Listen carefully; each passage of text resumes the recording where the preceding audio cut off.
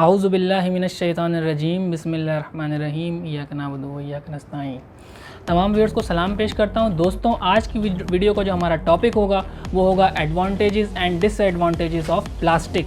और इस important topic पे हमने बात करने के लिए आज हम आए हैं एक ऐसी शख्सियत के पास जिनके पास इस तरह की चीज़ों का बहुत ही ज़बरदस्त किस्म का तजर्बा है और वो और बड़े बड़े सेमिनार्स में जाके वहाँ पे भी लोगों की इसी तरह से रहनुमाई फरमाते हैं। मैं बड़ा शुक्रगुज़ार हूँ आज इन्होंने हमारे कहने पे हमें टाइम दिया। आज हमारे साथ मौजूद हैं सर उमर, जो कि सुई साउदर्न गैस से इनका ताल्लुक़ है। सर अस्सलाम वालेकुम। वालेकुम अस्सलाम अहमद, कैसे हैं आप? बहुत शुक्रिया आप लोगों ने आज मुझे अपने प्रोग्राम में बुलाया, इनवाइट किया और इस हवाले से पूछा जो प्लास्टिक का हमारा एक्सपीरियंस चल रहा है, हमारी इंडस्ट्री चल रही है पाकिस्तान में। तो तमाम आपके व्यूअर्स को भी मेरी तरफ से अस्सलाम वालेकुम और खुशामदीद आपके चैनल में। तो हमारा अपना बताते खुद मेरा जितना एक्सपीरियंस है प्लास्टिक के हवाले से और जो कुछ नॉलेज है मैं कोशिश करूँगा आपके व्यूअर्स तक पहुँचाऊँ और जितना ज़्यादा इससे मुस्तफ़ीद आपके व्यूअर्स हो सकें तो हमारे लिए अच्छी बात होगी, हमारे मुल्क के लिए, हमारी कौम के लिए अच्छा होगा। जी सर, मुझे अच्छी तरह अंदाज़ा है आपके एक्सपीरियंस के हवाले से। जब भी हमने इस इम्पॉर्टेंट टॉपिक पे आपको ही दावत दी, मुझे पता था कि आप इसके हवाले से बड़े अच्छी तरीके से लोगों की रहनुमाई फरमा सकते हैं। सर, मेरा सबसे पहला सवाल आपसे ये होगा कि हमारे व्यूअर्स को ये बताइएगा कि सबसे पहले प्लास्टिक हासिल कहाँ से होती है, क्योंकि सबसे बुनियादी सवाल यही होता है। जी अहमद मियाँ, अच्छा सवाल पूछा आपने प्लास्टिक के हवाले से। देखो, होता ये कि प्लास्टिक ना हमारे जो दुनिया में बहुत पुरानी एक मटेरियल है, ऐसा मटेरियल है जो लोग बहुत अरसे से यूज़ कर रहे हैं। अगर इसको कहा जाए कि एक सदी से भी पहले कुछ ओलंपिक्स के टाइप्स के गेम्स होते थे, उन गेम्स में यूज़ हुई थी कुछ रबर बॉल। वो रबर बॉल बेसिकली प्लास्टिक की थी। वो प्लास्टिक होता है नेचुरल प्लास्टिक। प्लास्टिक की दो टाइप्स होती है, एक नेचुरल प्लास्टिक है और एक सिंथेटिक प्लास्टिक है। जो नेचुरल प्लास्टिक है वो उन मटेरियल से पाया जाता है जो कुदरती तौर पर हमें मिलते हैं, ठीक है, जिसमें रबर आ गया, स्टार्च आ गया और दूसरे सेल्यूलोस वगैरह आ गया। प्लास्टिक की चीज़ें, वो कैटेगरी प्लास्टिक की होती है बट वो नेचुरल रिसोर्सेज से हमें मिलता है। सेकंड होते हैं सिंथेटिक प्लास्टिक्स। सिंथेटिक प्लास्टिक्स वो होते हैं जो इंसानों ने बनाए। इंसानों से बनाने का मकसद ये है कि उनकी जो प्रोसेस है, उनकी जो रिफाइनिंग है, उनका जो प्रोसेस है जिसके थ्रू एक प्रोडक्ट बना, वो इंसानों ने बनाया। उन प्लास्टिक्स की जो पॉलीमर्स की चेन है, बेसिकली चेन्स होती है, ये इस तरह से समझ लो जैसे एक जंजीर होती है जिसमें एक 1 बाय 1 आपकी चेन्स ऐड अप करके उसको एक लॉन्ग चेन बनाया जाता है। इस तरह से प्लास्टिक्स की चेन होती है जिसको हम कहते हैं polymers, starting from monomer. Monomer basically एक प्लास्टिक होता है, उसके साथ जब फिर प्लास्टिक की चेंज ऐड होती जाती है तो वो पॉलीमर्स बन जाते हैं। Polymers means number of monomers added to create one chain. तो इस तरह से प्लास्टिक बना। प्लास्टिक बनने में नेचुरल प्लास्टिक तो नेचुरल चीज़ों से हमें मिलता है, जिसमें हम आगे इंशाल्लाह डिस्कस भी कर लेंगे कौन कौन सी नेचुरल चीज़ें होती हैं। बट जो सिंथेटिक होता है वो शुरू हुआ हम कह सकते हैं सेकेंड वर्ल्ड वॉर के बाद। जो 1940s का टाइम आया उसमें कुछ पेट्रोकेमिकल इंडस्ट्रीज़ जनरेट हुई जिन्होंने जो ऑयल, जो ज़मीन से क्रूड ऑयल निकलता है, उसके थ्रू प्लास्टिक को फॉर्म किया। कुछ प्रोसेसेस उसमें ऐड किए और उसके प्लास्टिक की जनरेशन वजूद में आई, जिससे आप देखेंगे कि जो आजकल पैट यूज़ होता है, जो आप कहते हो जिसको पॉलीथाइलिन टेट्राथीन करके कुछ नाम है इसका, पैट जिसको हम कहते हैं, जिसकी बॉटल्स यूज़ होती हैं, पैट बॉटल्स जो आप कहते हैं, जो नॉर्मल बेवरेजेस ड्रिंक्स में यूज़ करते हैं, ये बहुत पहले अराउंड 1941 में शायद ये पैट बॉटल्स जनरेट हुई। और पैट बॉटल्स नहीं, एक्चुअली पैट जनरेट हुआ, उससे डिफरेंट प्रोडक्ट्स बनाए गए और उसके बाद ये जो इंडस्ट्री, जो plastic industry, synthetic plastic industry, ये रिफॉर्म हुई और आगे बढ़ते बढ़ते आज हम कह सकते हैं कि नंबर ऑफ प्लास्टिक प्रोडक्ट या पॉलीमर प्रोडक्ट्स अवेलेबल हैं। जी, आपने बड़ी ज़बरदस्त बातें बताई। अभी मैं आपकी गुफ्तगू मुलाहिज़ा फरमा रहा था तो उसमें अभी बीच में आपने एक अल्फाज यूज़ करे कि हमें नेचुरली प्लास्टिक जहाँ जहाँ से मिलता है उसका हम डिस्कस करेंगे। मैं चाहता हूँ कि आप हमारे नाज़रीन को ये भी बताएं कि नेचुरली प्लास्टिक किस तरह हासिल होता है, क्योंकि लोगों को सुनने में बड़े इंटरेस्ट होगा इसमें। अच्छा, नेचुरल प्लास्टिक आपने अच्छा जिक्र किया। देखो, नेचुरल प्लास्टिक हम लोग जब से दुनिया कायम हुई ना, तब से ऐसी चीज़ें यूज़ कर रहे हैं जिसमें कहीं ना कहीं हमें प्लास्टिक मिलता है। जिसकी सबसे पुरानी हम देखें तो हिस्ट्री मिलेगी वुड से। वुड के अंदर से जो सेल्यूलोस वगैरह निकलता है वो एक बहुत पुराने ज़माने का प्लास्टिक है जो हम लोग यूज़ करते आ रहे हैं। फिर रबर हो गया।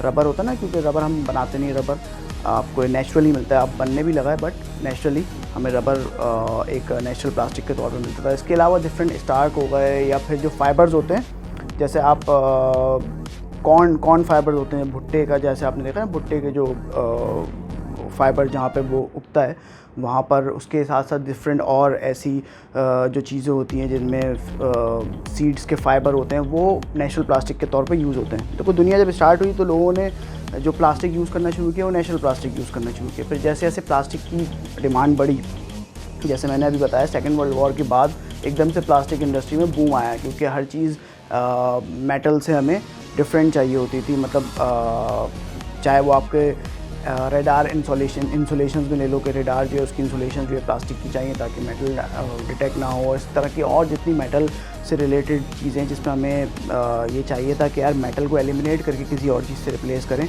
उस जगह पे प्लास्टिक यूज़ हुआ और प्लास्टिक की डिमांड भी बढ़ी। तो जैसे जैसे डिमांड बढ़ी तो लोगों ने सिंथेटिक प्लास्टिक को नेचुरल प्लास्टिक के कंपैरिजन ला के ज़्यादा इस्तेमाल करना शुरू किया ड्यू टू डिमांड। अब डिमांड के साथ साथ चलते चलते इतना ज़्यादा प्लास्टिक, सिंथेटिक प्लास्टिक का इस्तेमाल बढ़ गया कि वो जो नेचुरल प्लास्टिक था उसका यूज़ कम हो गया। ऑल्दो नेचुरल प्लास्टिक हमें बहुत सारी चीज़ों से आज भी मिलता है, जिसमें जो ये आपके फाइबर्स हैं डिफरेंट, वो बहुत ज़्यादा यूज़ होते हैं। अब आप जैसे देख रहे हो बायोडिग्रेडेबल का दौर दोबारा से आ रहा है, तो बायोडिग्रेडेबल का दौर दोबारा से आने के क्या मामलात हैं वो अभी हम आगे डिस्कस करते हैं। बट ये जो बायोडिग्रेडेबल मटेरियल्स हैं ये वही नेचुरल प्लास्टिक्स हैं जो पुराने ज़माने में यूज़ हम कर चुके हैं। अब उसको दोबारा से इवॉल्व किया जा रहा है ताकि हम उसको और ज़्यादा अच्छी क्वांटिटी में इस्तेमाल भी करें और यूज़ में लेके आएँ इसके अदर बेनिफिट्स की वजह से। जी सर, बहुत अच्छी आपने गुफ्तगू फरमाई। सर मेरा आपसे अगला सवाल ये होगा कि जैसा कि आपने देखा है मुख्तलिफ़ शॉप्स के अंदर और मुख्तलिफ़ इंडस्ट्रीज़ के अंदर मेटल को रिप्लेस कर दिया है प्लास्टिक ने। चाहे आप दुकानों में चले जाएं, चाहे आप किसी इंडस्ट्री में चले जाएं, हत्ता कि हम जो कोल्ड ड्रिंक्स पीते हैं उसके अंदर पहले हमारे पास कांच की बोतलों में हमारे पास कोल्ड ड्रिंक आती थी, लेकिन अब जो है उसको भी आहिस्ता आहिस्ता रिप्लेस कर करके प्लास्टिक की बॉटल्स आ चुकी हैं। तो ये कितना मतलब खुशाइन है, इसके बारे में ज़रा फरमाइए। अच्छा, ये आपने अच्छी चीज़ पूछी कि प्लास्टिक के बेनिफिट्स क्या हैं। देखो, प्लास्टिक इंडस्ट्री जब बूम हुई ना तो उसका बेसिक मकसद यही था कि धात वाली या मेटेलिक चीज़ों से हटा के अपने प्रोडक्ट्स को प्लास्टिक पे लेके आए। प्लास्टिक पे लेने के आने का मकसद क्या है कि एक तो इसकी प्राइस, जब हम लोग मेटल पे काम, फेरस पे काम करते हैं और जब प्लास्टिक पे काम करते हैं तो इन दोनों की प्राइस में डिफरेंस आता है, काफ़ी डिफरेंस आता है, क्योंकि plastic as compare to metal काफ़ी चीप पड़ता है हमें। तो पहली वजह तो दुनिया के स्विच करने की ये थी कि आप मेटल से हटा के प्लास्टिक पाओ फॉर प्राइसिंग पर्पस। उसके बाद ये हुआ जब आपने प्लास्टिक को अडॉप्ट किया तो प्लास्टिक के अडॉप्ट करने से बहुत सारे मेटल के ख़तरात ख़त्म हो गए। लाइकवाइज अगर आप जैसे जिक्र किया तुमने, शीशे की बॉटल्स यूज़ होती थी तो उसमें शीशे का टूट जाना, कांच का चुभ जाना, बॉटल का डिस्पोज हो जाना, मतलब अगर शीशे की बोतल टूट जाती है तो नंबर ऑफ़ बॉटल्स कम हो जाती है कंपनी के पास। अगर तुम्हें याद हो तो पहले जो शीशे की बॉटल्स आती थी कस्टमर्स के पास, वो रिटर्न होकर वापस कंपनी के पास जाती थी, फिर वो दोबारा रीफ़िल होती थी।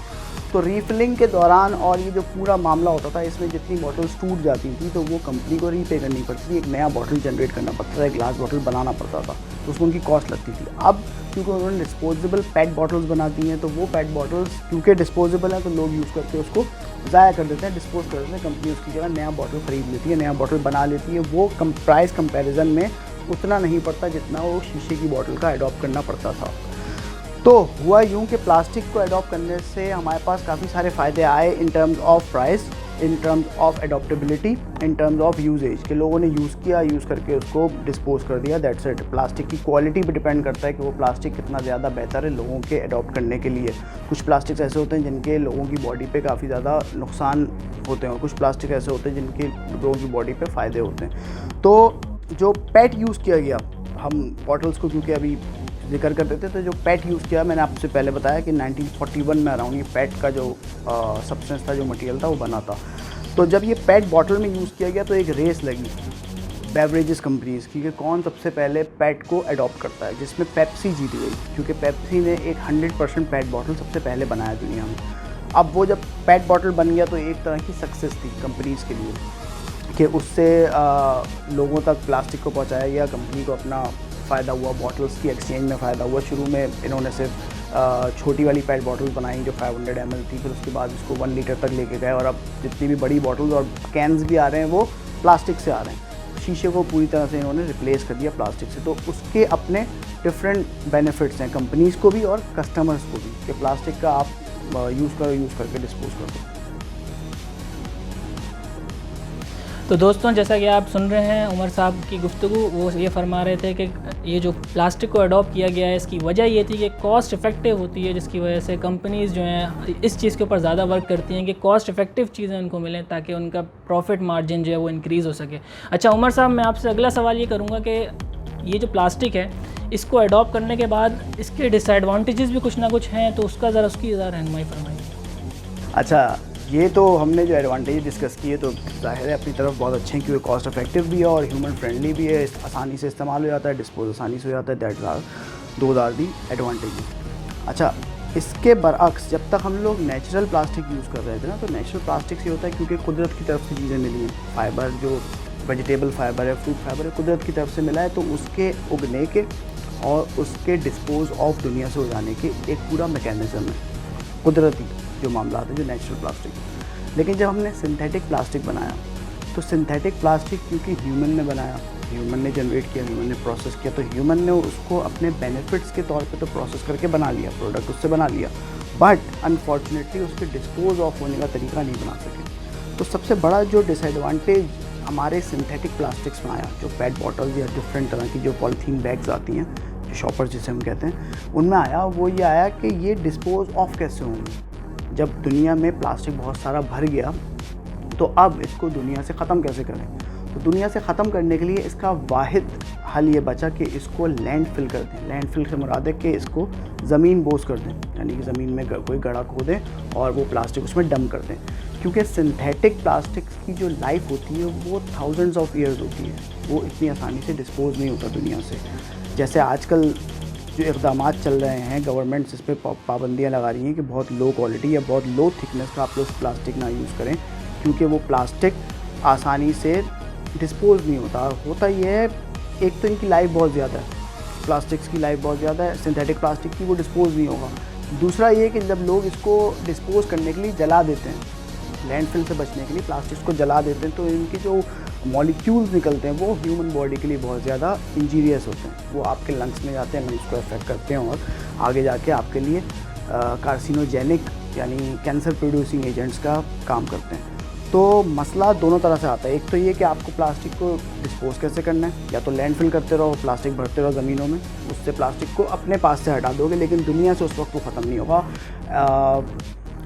जब तक उसकी पूरी लाइफ कंप्लीट नहीं हो जाती, जो कि हंड्रेड्स या थाउजेंड्स ऑफ ईयर्स है।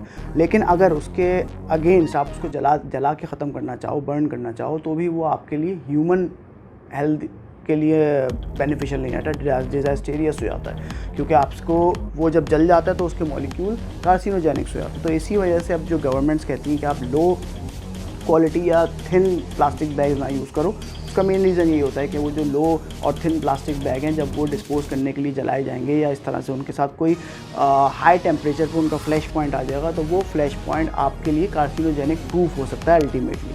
तो इसलिए अब कोशिश ये की जाती है कि पहला तो जैसे मैं हमेशा कहता हूँ कि किसी भी हैज़र्ड या किसी भी ख़तरे को ख़त्म करने के 5 उसूल हैं, जिनमें से पहला उसूल तो ये कि आप उसको एलिमिनेट कर दो, ख़त्म कर दो।